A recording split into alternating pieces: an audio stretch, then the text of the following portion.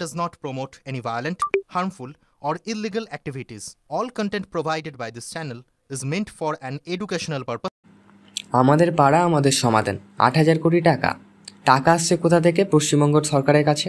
নমস্কার বন্ধুরা, পশ্চিমবঙ্গের রাজনীতিতে এক নতুন প্রকল্প নিয়ে আমাদের পাড়া আমাদের সমাধান। মুখ্যমন্ত্রী মমতা বন্দ্যোপাধ্যায় ঘোষণা করেছেন প্রতি বুথে ১০ লক্ষ টাকা, সব মিলিয়ে খরচ হবে ৮,০০০ কোটি টাকা। কিন্তু প্রশ্ন হলো, এই টাকা কোথা থেকে আসবে? কেন্দ্রীয় ফান্ড নাকি একেবারে রাজ্যের কোষাগার থেকে? যে রাজ্য ডিএ টাকা দিতে পারছে না ভালো করে, তিনি আবার ৮,০০০ কোটি টাকা শুধু এই প্রকল্পের পিছনে ব্যয় করছে। এর কারণটা কি? তাহলে জেনে নেওয়া যাক ভিডিওতেই। প্রথমেই জেনে নিই এই প্রকল্প আসলে কি। আমাদের পাড়া আমাদের সমাধান নামেই এই পরিষ্কার আমাদের ছোট ছোট সমস্যার সমাধান হবে এই টাকায়। রাস্তা ভাঙা, নর্দমা আটকে থাকা, ল্যাম্পপোস্ট নষ্ট কিংবা পানীয় জলের ব্যবস্থা সব কিছুতেই ব্যয় হবে বুথভিত্তিক এই বরাদ্দ। অর্থাৎ মানুষ যাতে মাসের পর মাস দপ্তরের পিছনে না ঘোরে, বুথে গঠিত কমিটির মাধ্যমেই সমাধান হবে। এবার আসল প্রশ্ন, ৮,০০০ কোটি টাকা কোথা থেকে এলো?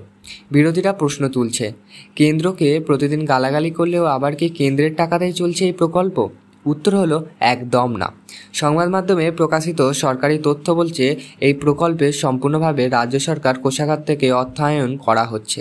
অর্থাৎ রাজ্যের নিজস্ব কর আদায়, যেমন জ্বালানির ট্যাক্স, প্রপার্টি রেজিস্ট্যান্স, বাজেট বরাদ্দ, এইসব থেকেই টাকা আসছে। কেন্দ্রীয় ফান্ড এখানেই নেই। তাহলে হঠাৎ কেন এই প্রকল্প? রাজনৈতিক বিশ্লেষকদের মতে সামনে লোকসভা নির্বাচন, তাই মানুষের দোরগোড়ায় পৌঁছানো, ছোট ছোট সমস্যা মেটানো আর ভোট ব্যাংক মজবুত করাই আসল লক্ষ্য। অন্যদিকে কেন্দ্রের দোষারোপ, তারা টাকা দিচ্ছে না, অন্যদিকে জনগণ বোঝাচ্ছে আমরা নিজের শক্তিতে তোমাদের পাশে আছি। এই দ্বিমুখী বার্তাই আসলে রাজনীতির বড় খেলা। তবে প্রশ্ন থেকে যাচ্ছে, ৮,০০০ কোটি টাকা সত্যিই মানুষের কাজে লাগবে তো? প্রত্যেক বুথে ১০ লক্ষ টাকা গেলে স্বচ্ছভাবে খরচ হবে কি না? দুর্নীতি আটকানো যাবে কি না? এটাই এখন সবথেকে বড় চ্যালেঞ্জ। সব মিলিয়ে বলা যায়, আমাদের পাড়া আমাদের সমাধান প্রকল্প কেবল উন্নয়ন নয়, রাজনৈতিক বার্তা বটে। আপনার কি মনে হয়, আপনার এলাকায় যদি ১০ লক্ষ টাকা বরাদ্দ হয়, আগে কোনো সমস্যার সমাধান দেখতে চান?